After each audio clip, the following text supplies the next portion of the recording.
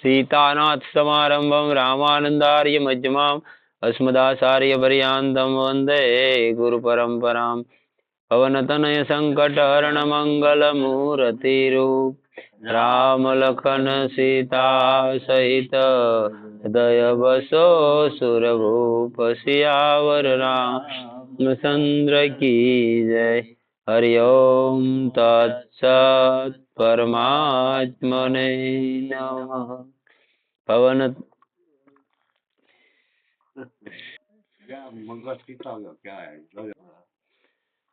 ચરિત્ર આવે છે મંત્રી શ્રેષ્ઠ સંજયનું.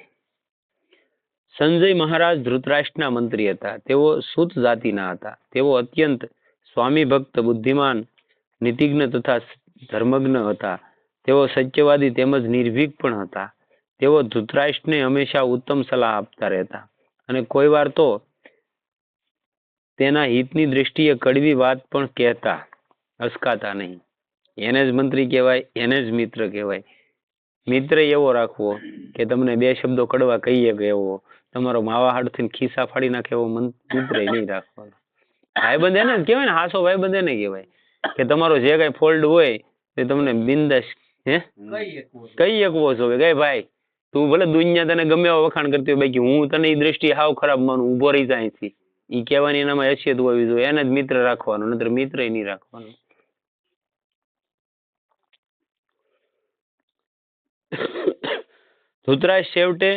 ધૃતરાષ્ટ્રને તેમણે છેવટ સુધી સાથ આપ્યો અને તેઓ મહર્ષિ વેદવ્યાસજીના કૃપા પાત્ર તથા અર્જુન તેમજ ભગવાન શ્રી કૃષ્ણના પ્રેમી હતા. દુર્યોધનના અત્યાચારોને તેઓ ખૂબ જ જોરથી વિરોધ કરતા રહેતા. હવે રહેતા કોની ભેગા? ધૃતરાષ્ટ્ર ભેગા. ખાતા કોનું? દુર્યોધનનું એનું. પણ વિરોધ કોનો કરતા? એનો જ, તું અહીંયા રોંગ છો, રાઈટ નથી, આ હોવું જોઈએ. તો ક્યારેય ઈ મિત્ર ઈ એને જ હાસો, કોઈ પણ મિત્ર હોય કે કોઈ પણ આપણો અંગત હોય તો એને જ હાસા કહેવાય એમ. નહીતર તમારે સમય સારો હોય ત્યારે તો બધાય તમને સાથ આપે. તમારો સમય નબળો આવ્યો ને જરાક દી આમ નમી ગયો એટલે હકેલાવા મળે, એની હારે ન રહેવાય. ઈ સંબંધી કઈ કામના નહીં. ભાઈબંધ એને કહેવાય તમારે કેવું ન પડે, ખબર પડી જવી જોઈએ કે આ ગમે મુસીબતમાં છે ને આનું મોઢું આમ ન હોય, એના ચહેરામાંથી ઓળખી જવા જોઈએ કે ભાઈ બોલ, હું તારે જરૂર છે, જે કાંઈ એની આગળ હોય, આમાં માણાની આગળ તે પણ તમને પૂછવો જોઈએ, એને મિત્ર કહેવાય એમ. અને તેનું સમર્થન કરવા પર ધૃતરાષ્ટ્રને પણ ફિટકાર દેતા હતા. જેવો વિદુર હતો ને એવો જ સંજય હતો. બે સામે એવા જ હતા. પાંડવો જ્યારે જુગારમાં બીજી વાર હારીને વનમાં જતા રહ્યા હતા ત્યારે તેમણે પાંડવો સાથે દુર્યોધનના અનુચિત વ્યવહારની ખૂબ જ કડક ટીકા કરતા ધૃતરાષ્ટ્રને કહ્યું હતું કે મહારાજ, હવે આપના કુળનો વિનાશ નિશ્ચિત દેખાય છે. તમારે રાખવો હોય તો રાખો, અને કાઢી મૂકવો હોય તો કાઢી મૂકો, બાકી હું આવું ભાળું છું તમારા કુળનો વિનાશ છે.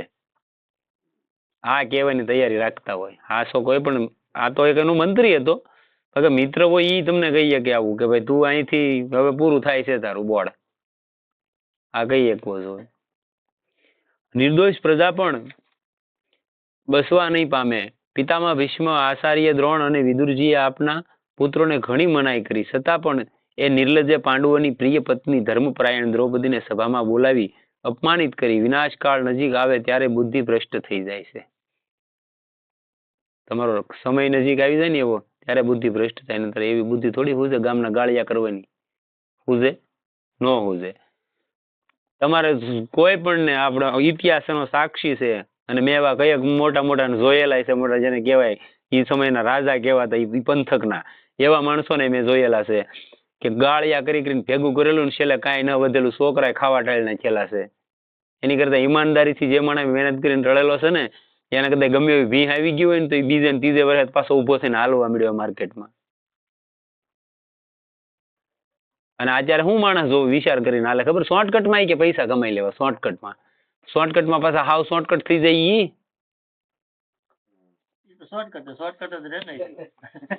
શોર્ટકટમાં હાવ શોર્ટકટ થઈ જાય, સમય આવે ને ત્યારે ચોંટી જાય. એવા મેં આપણા ગામમાં એવા ઘણા બધા છે, બારે એવા બહુ માણસો છે. આ જ બધાની વૃત્તિ કે કોકનું કેમ લઈ લેવું, અથવા તો કેમ અહીંથી આને છેતરી જવું. એલા ભાઈ, તું એમ માને હું એને છેતરી જાઉં, ઓલો સર્વેશ્વર થોડો છેતરાય? એનું સુદર્શન ચક્રનો એક દાંતો ખાંડો ન આમ રેડી હાલે, એને ક્યારે ઓઇલિંગ ન કરવું પડતું, આપણે કરવું પડે. એને કોઈ જગ્યાએ કટ ન પડતી, એટલે બધાને હરખા જ જોઈ નાખે. અને તું ગામને ભગવાનને છેતરવા હાલી નીકળ્યો. છેતરાય તો ભગવાન જ છે ને, તમે હામાં છો, મારામાં છે ઈ જ તમારામાં છે. આ તો એક મનનો ભેદ છે અને એક કર્મના ભેદે આપણે બે અલગ અલગ દર્શાવી છીએ. બરોબર, મારા કોઈ એવા કર્મ છે તો હું ઈ જાતિમાં આવ્યો, તમારા એવા કર્મ છે તો ઈશ્વર અંશ જ તે બે. અને આના ક્યાંય કોઠાર ભર્યા આચમાના હોય તો દેખાડો લાવો કે ભાઈ અહીંયા કોઠાર ભર્યા ને ભગવાન જયારે જરૂર પડે તે વેરી નાખે, એવું કઈ છે નહીં. તે તો એમાંથી જ ઉત્પત્તિ બધાની. એટલે આવું છે માણસ છે ને, બહુ આવી રીતનું છે રાખે. અન્યાય પણ ન્યાય જેવો લાગે છે. બુદ્ધિ ભ્રષ્ટ થઈ જાય ને ત્યાં અન્યાય પણ ન્યાય જેવો લાગે છે. આપના પુત્રોને અયોનિજા પતિપરાયણા અગ્નિવેદીમાંથી પ્રગટ થયેલી સુંદરી દ્રૌપદીને ભરી સભામાં અપમાનિત કરીને યુદ્ધને નિમંત્રણ આપ્યું છે. હવે આગળ દ્રૌપદીના ચરિત્રમાં બતાવેલું છે કે ભાઈ દ્રૌપદી ઉત્પન્ન શું કામ થઈ હતી, તો કે આનું બધાનો વિનાશ કરવા તો ઉત્પન્ન થઈ હતી.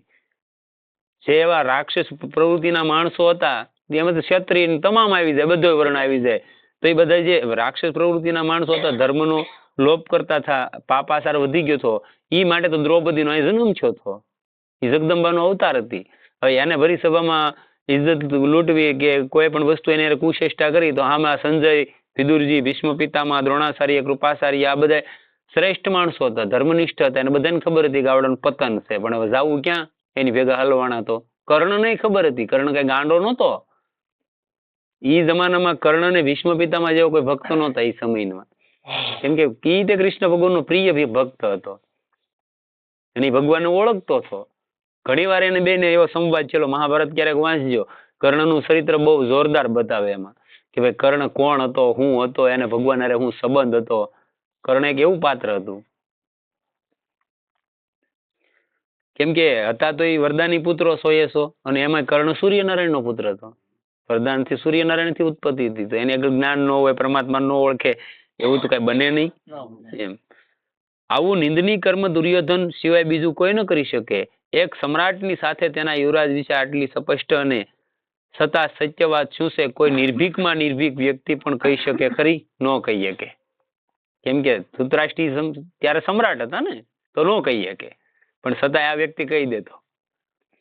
શાસ્ત્રમાં પણ કહ્યું છે કે અપ્રિયસ્ય સપથ્યસ્ય શ્રોતા વક્તા સ દુર્લભ. વાલ્મીકી રામાયણ નો શ્લોક છે.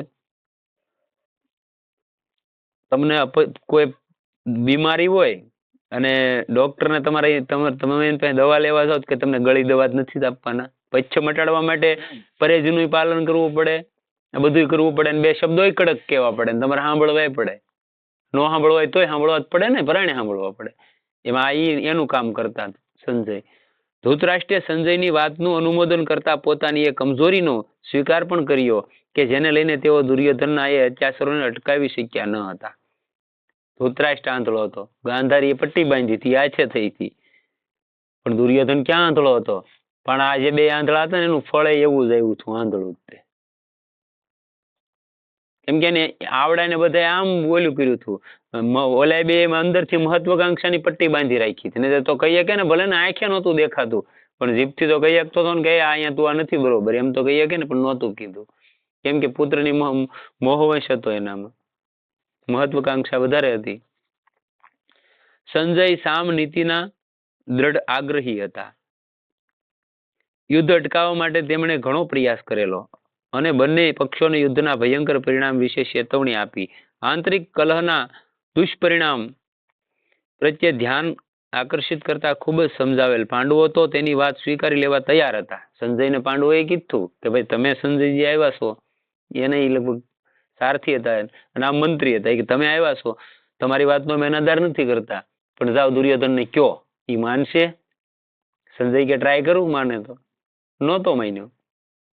નગર પાંડવો માની ગયા હતા. કેમ કે ધર્મ જેના પક્ષમાં હતો ને એને ક્યારેય એક એવો મોકો નહોતો આપ્યો. આવડા યુધિષ્ઠિર એને કોઈને એવો મોકો નહોતો આપ્યો કે કાલ સવારે ઇતિહાસના પન્નામાં ઇતિહાસ લખાય તો કોઈ એમ કે ભાઈ પાંડવો નહોતા માન્યા અને પાંડવોને વટને ખાतिर આ છૂથું, એવું એની માથે કલંકની કાળી ટીલી ક્યારેય ન લાગવી જોઈએ. એની બહુ એને ધ્યાન રાખ્યું હતું.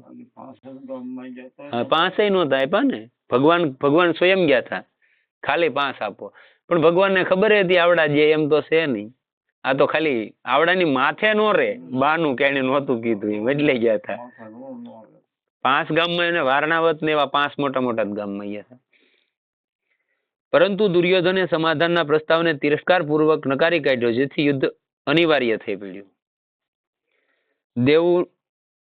દેવનું વિધાન એમ જ હતું. કૌરવોના પક્ષમાં ભીષ્મ, દ્રોણ, વિદુર અને સંજયનો અભિપ્રાય લગભગ એક જ સરખો રહેતો હતો.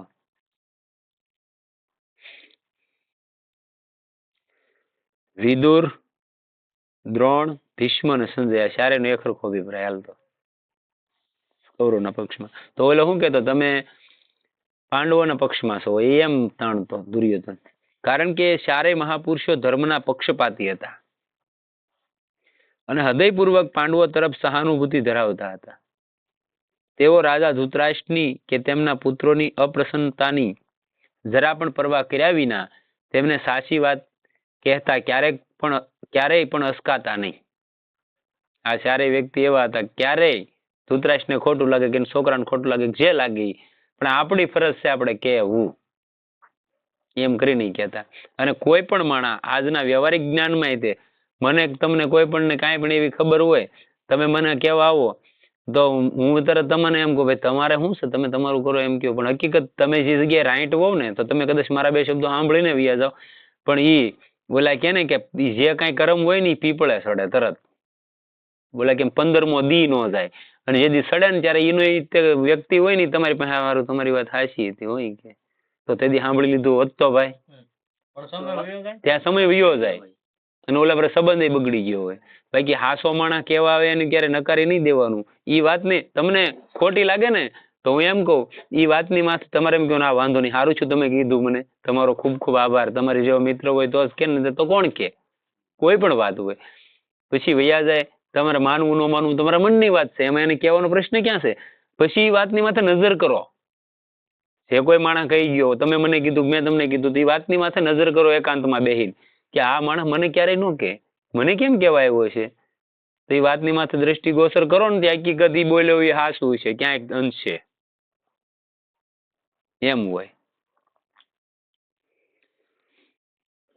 પાંડવોની વાત જરા પણ પરવા કર્યા વિના સાચી વાત કહેતા ક્યારેય અસકાતા નહીં, અને સાચી વાતનો પ્રાય કડવી જ હોય છે. સાચી વાત હંમેશા કડવી હોય છે.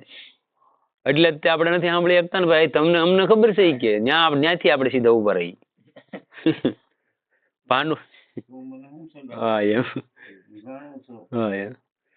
પાંડવોની સાથે વાતચીત કરવા જ્યારે ધૃતરાષ્ટ્રે પોતાના તરફથી સંજયને ઉપલવ્ય મોકલ્યા, ત્યારે ત્યાં જઈને તેણે પાંડવોની સાચી પ્રશંસા કરતા તેમને યુદ્ધથી વિરત થવાની સલાહ આપી અને કહ્યું કે યુદ્ધથી અર્થ કે ધર્મ કંઈ જ નહીં સાધી શકાય.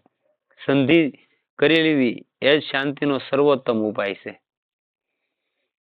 રાજા ધૃતરાષ્ટ્ર પણ શાંતિ જ ઈચ્છે છે, યુદ્ધ નહીં. શ્રી કૃષ્ણ અને અર્જુનના કૃપાપાત્ર હોવાથી તેને પૂર્ણ વિશ્વાસ હતો કે પાંડવો તેની વાત જરૂર સ્વીકારશે અને સ્વીકારીથી.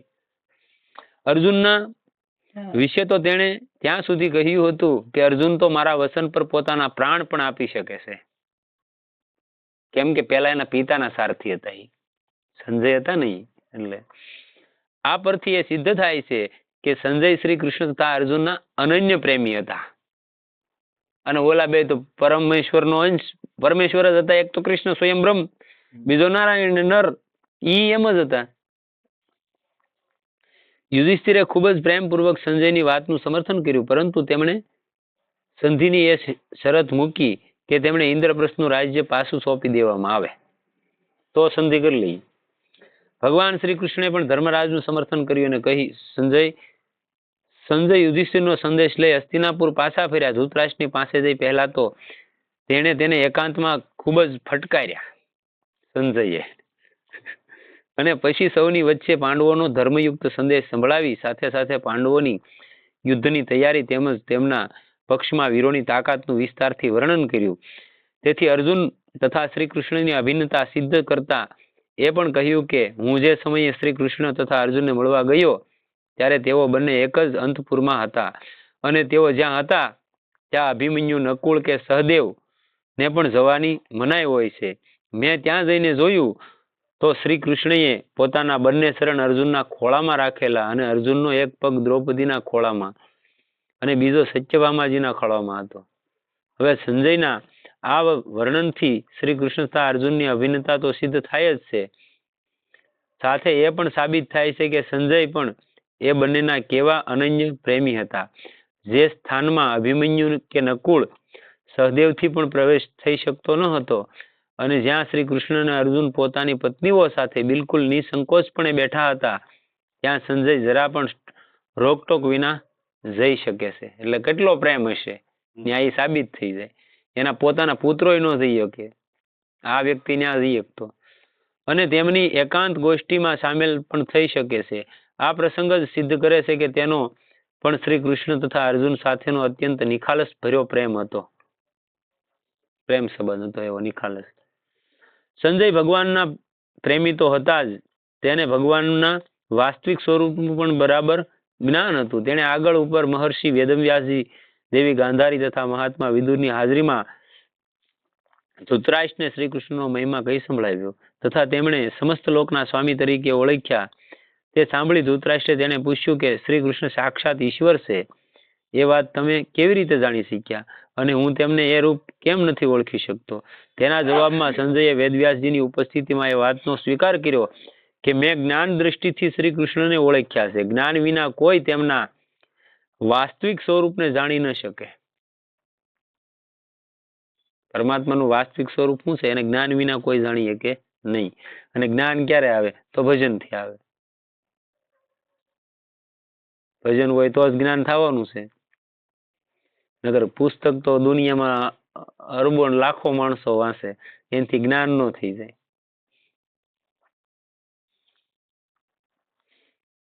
જ્ઞાન અંદરથી સ્ફુરવા મળે. તમારે એને કેવું, કોઈને કેવું ન પડે, તમારે અંદરથી જ એક એવો ઉમંગ આવી જાય કે હવે ખોટી જંજાળમાં ન પડવું. આ બધા મારીને તારીને ઊન તું આન તેન એ બધાથી દૂર હારા, એમ તમને પોતાને એમ થવા મળે. તમે ગમીને બેઠા હો ને તો તમને એકાંત વધારે ગમવા મળે. એમાં નામ ને એનો પાવર એવો રહ્યો કે નહીં, અમુક સમયાંતરે તમને એકાંત જ વધારે વાલું લાગવા મળે. આ બધા કસકસ કસકસમાં બેહવું હોય એની કરતા એકાંત બહુ મજાનું, અને ત્યાં તમને આવે મજા. એ ભલે તમે ઝાડ બેઠા હો પણ આવે મજા, કેમ કે નામ હાલતું હોય સતત અને એનું જ નામ તમને ત્યાં સુધી પહોંચાડી દે જ્ઞાન દ્રષ્ટિ સુધી.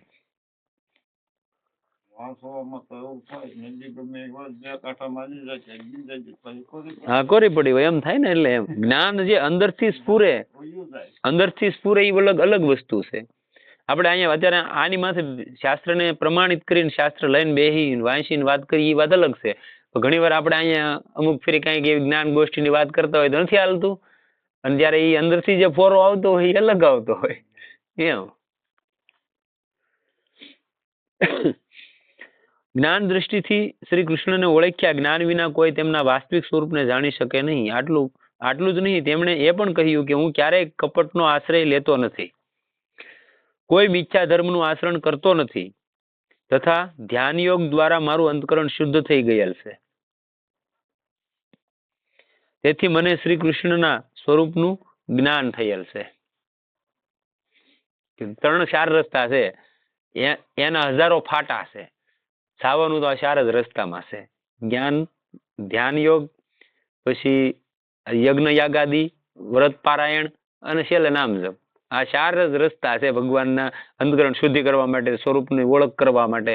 કે તમે જે કયો એ આત્માની ઓળખ કે બ્રહ્મનું પ્રાપ્તિ જે કયો એ બધું એમ આવી જાય.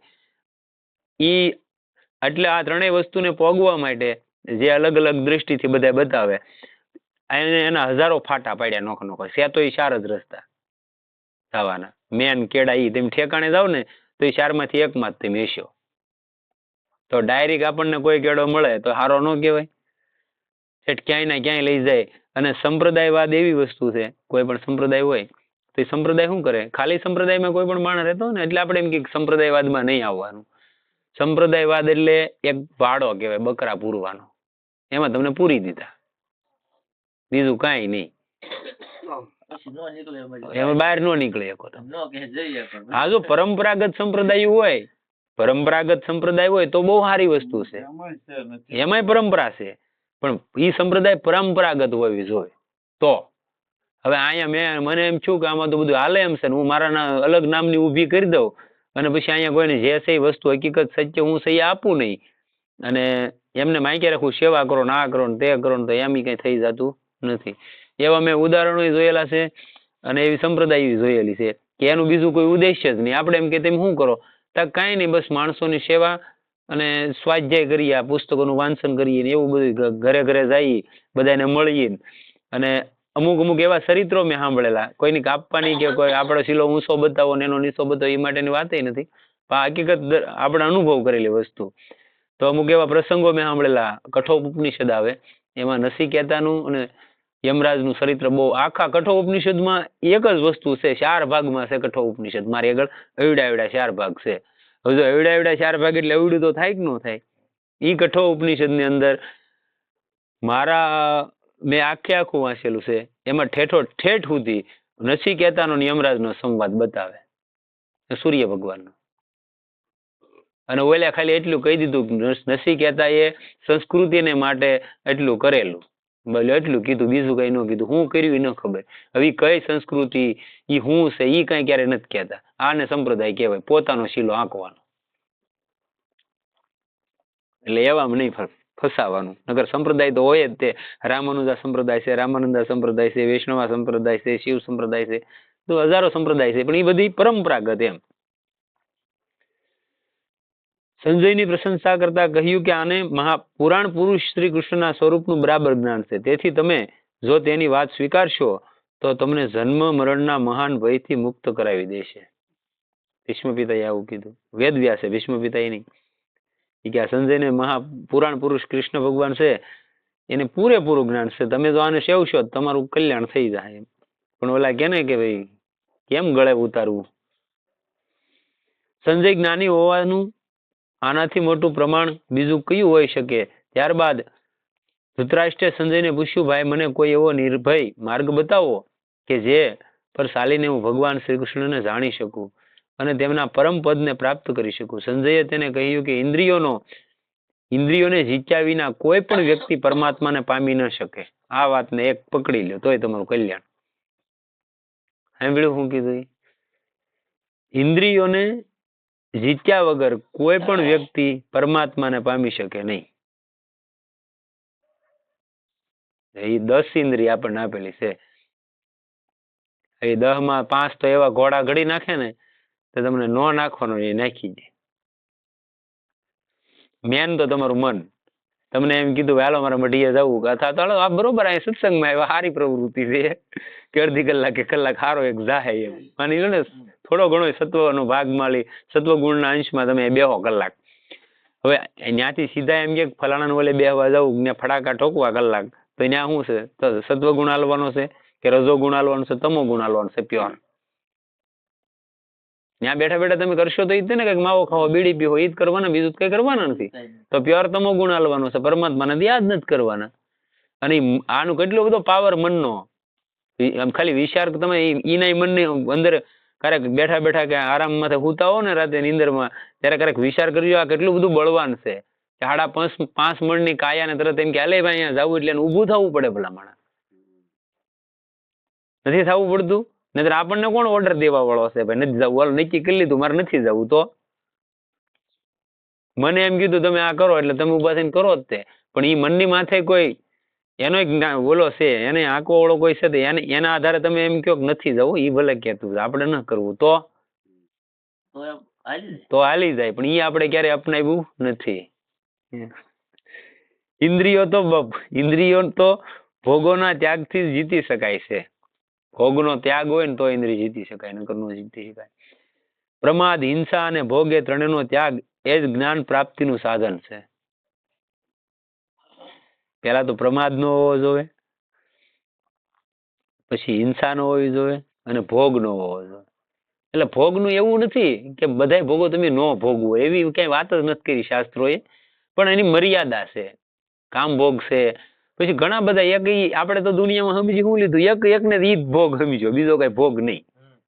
હકીકત એને એક ભોગ સમજવાનો નથી. તમે માદક દ્રવ્યોનું સેવન કરો, શરાબ છે, માંસ મટન છે, આ બધા ભોગો છે ને, ખાવો પીવો, તો હું ખાવું હું ન ખાવું એની તમને પરખ તો હોવી જોઈએ ને. તમારે સત્વગુણ આંકવો છે સતત, તો તમે હું ખાવ તો તમારા વિચાર શુદ્ધિ થાય, બુદ્ધિમાં શુદ્ધતા આવે, એની જોવું પડે ને તમારે. કે એકલું એનથી તે ભોગ કહેવાય, એને જ ભોગ કહેવાય એવું ક્યાંય નથી શાસ્ત્રોમાં લખેલું. અતિ પ્રિય વસ્તુ છોડવી. બસ એને ભોગ છોડ્યો કહેવાય. એમાં ગમે એ બધી વસ્તુ આવી જાય અતિ પ્રિય.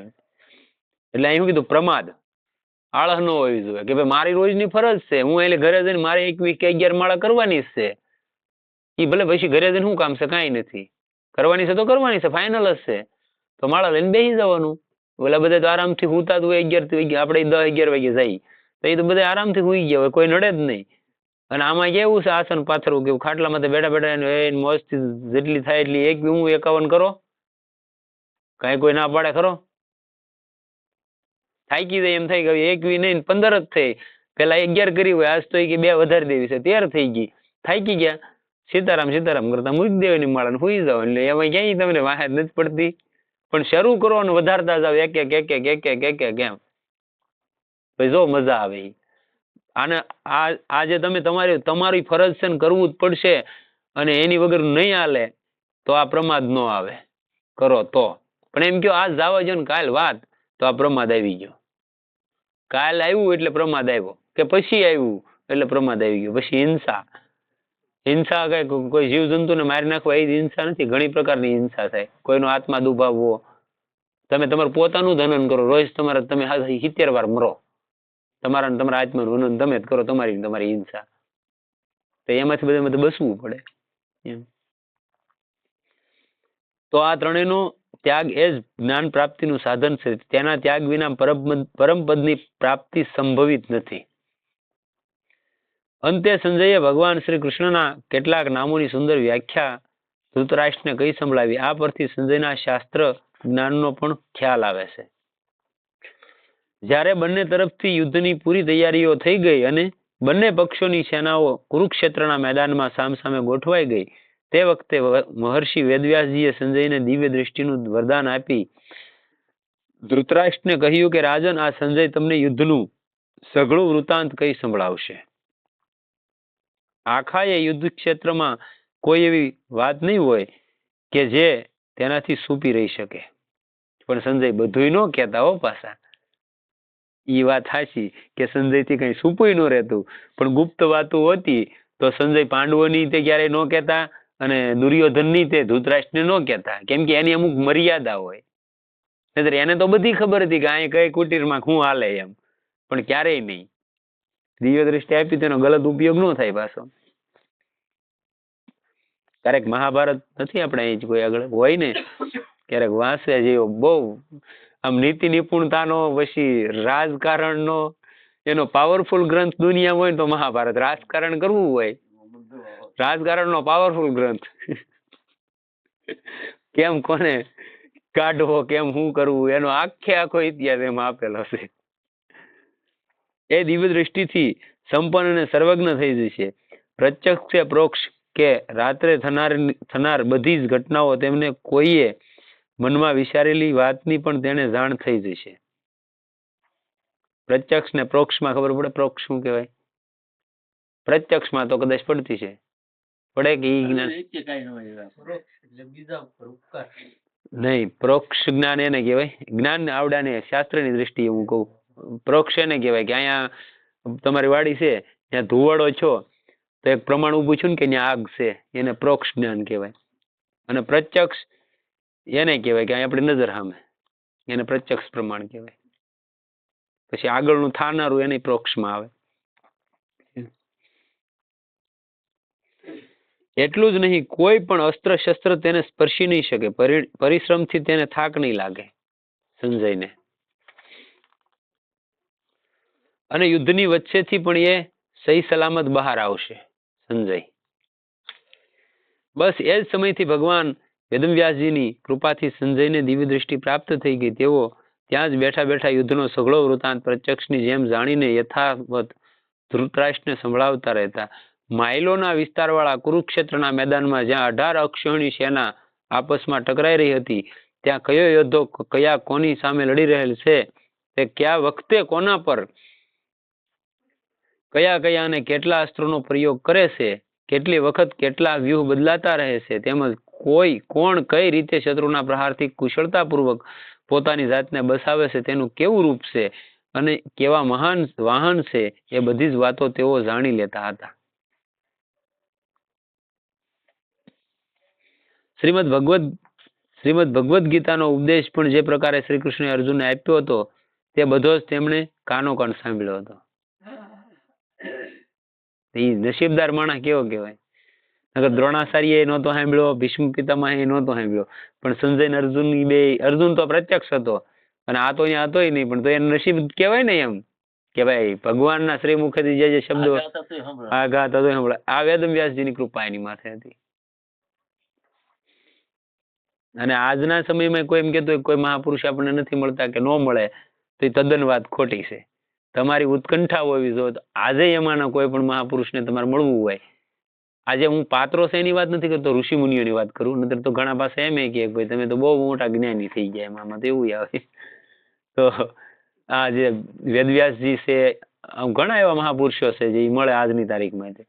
કેમ કે વિદ્યારાયણ સ્વામી યોગી અરવિંદ સુધી મળેલા, એટલે યોગી અરવિંદ થઈ ગયા ને ત્યાં સુધી વેદવ્યાસજી ભગવાન મળેલા એમ કે. પછી શંકરાચાર્ય ભગવાન નહીં મળેલા, વેદવ્યાસજી. અને આજે કોઈ એનો આહવાન અથવા તો એની ઉપાસનાની પદ્ધતિ એ ખબર હોય તો આજ પણ આજના સમયમાં મળે. કેમ કે આ હિત પ્રેમાનંદ છે એને ભાઈ શ્રી હનુમાન પ્રસાદ પોદાર, આપણે એમ કે ભાઈ ગ્રહસ્થમાં ન થાય તો હું તમને પ્રમાણ આપું. હનુમાન પ્રસાદ પોદાર હતા, એક ગ્રહસ્થ હતા અને બહુ આમ ધની માની માણા હતા. એની મેળી હતી જે જગ્યાએ રહેતા ત્યાં ગીતા વાટિકામાં, અને ત્યાં ગામમાં જે નિશાળ હાલતી ત્યાંની સંસ્કૃતની, તો ત્યાં બાળકો જે બહારથી ભણવા આવતા એને પૈસા ને એવું ખૂટી ગયું હોય તો એ બધાને કોઈ પણ તકલીફ હોય તો ત્યાં સવારમાં એને દરવાજા આવીને કહેતા તો એને આપતા, આવી મદદ કરતા. અને ગીતા પ્રેસમાં લેખન કરતા. એ રાજા પુસ્તકો ગીતા પ્રેસના લખ્યા હોય તો હનુમાન પ્રસાદ પોદારે લખેલા.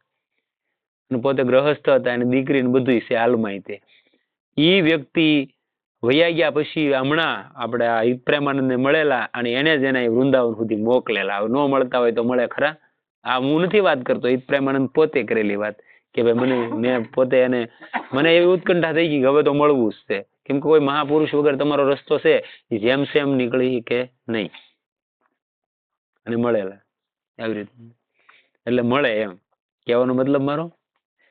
ફક્ત સાંભળ્યો જ નહીં પણ ઉપદેશ આપતી વખતે ભગવાનની જેવી મુખમુદ્રા હતી એ ભાવ ભંગી હતી, તથા તેનું જે રૂપ હતું તે પણ તેને પ્રત્યક્ષ જેમ જ દેખાતું. તો એટલું જ નહીં, જે સમયે ભગવાને અર્જુનને પોતાનું વિશ્વરૂપ બતાવ્યું જેને અગાઉ કોઈએ જોયું ન હતું, અને જેના વિશે સ્વયં ભગવાને તેને કહ્યું કે વેદના અધ્યયનથી, યજ્ઞોના દાનથી કે કર્મથી કે ઉગ્ર તપસ્યાથી પણ કોઈ બીજું આ રૂપનું દર્શન પામી ન શકે. એ વખતે સંજયે પણ એ રૂપને એ જ રીતે જોયું કે જે રીતે અર્જુન જોઈ રહ્યા હતા.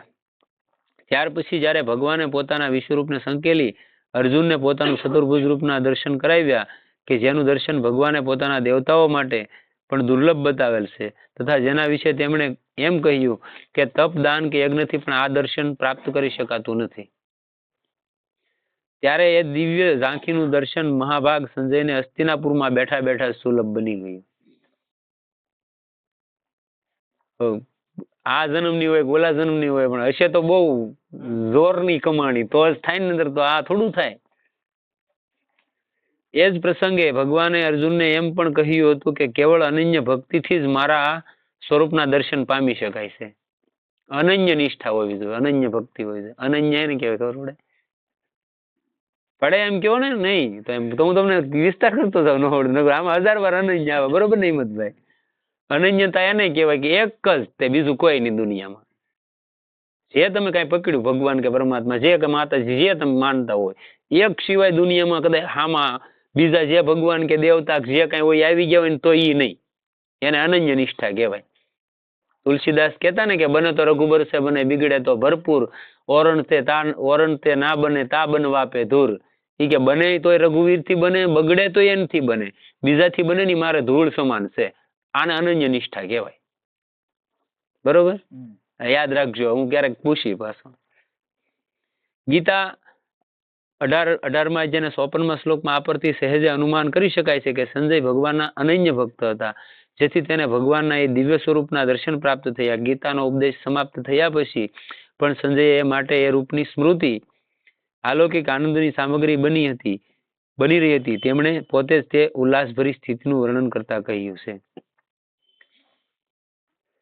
આ પરથી એ સિદ્ધ થાય છે કે તેમને શ્રી કૃષ્ણ અને અર્જુન પર જે શ્રદ્ધા અને પ્રેમ હતા તે વિવેકપૂર્વકના હતા, કારણ કે તેમના યથાર્થ પ્રભાવને જાણતા હતા. તેમણે યુદ્ધ પહેલા જ પાંડવોને વિજયને ઘોષિત કરતા કહી દીધું હતું, યત્ર યોગેશ્વરો કૃષ્ણો યત્ર પાર્થો ધનુર્ધર તત્ર શ્રી વિજયો ભૂતિ ધ્રુવા નીતિર્મતિમમ. 18મા અધ્યાયનો 78મો શ્લોક છે. યુદ્ધ સમાપ્ત થયા બાદ કેટલાક દિવસ યુધિષ્ઠિર સાથે રહીને જ્યારે ધૃતરાષ્ટ્ર અને ગાંધારી વન તરફ જવા લાગ્યા ત્યારે સંજય પણ તેઓની સાથે થઈ ગયા અને જંગલમાં પણ તેમણે પોતાના સ્વામીની સર્વ પ્રકારે સેવા કરી. અને જ્યારે ધૃતરાષ્ટ્ર, દેવી ગાંધારી અને કુંતીને દાવાગ્નિએ ઘેરી લીધા ત્યારે તેમની જ આજ્ઞાથી વનવાસી મુનિઓએ તેમના દેહ ત્યાગના સમાચાર આપવા માટે તેમને છોડીને આશ્રમમાં પાછા આવ્યા અને પછી ત્યાંથી હિમાલય તરફ જતા રહ્યા. આ રીતે સંજયનું જીવન એક મહાન જીવન હતું. તેમના ચરિત્રમાંથી આપણને એ બોધ મળે છે કે મનુષ્ય ગમે તે વર્ણ અથવા જાતિનો હોય, ભગવાનની કૃપાથી તે મહાન બની જાય છે. આ બે પાત્ર એવા હતા, વિદુરજી ઈ હતા અને આ ઈ હતા. પણ ભગવાનની કૃપા અને અનન્ય ભક્તિ હોય તો તમારી સ્થિતિ બની જાય. સદગુરુદેવ કી જય.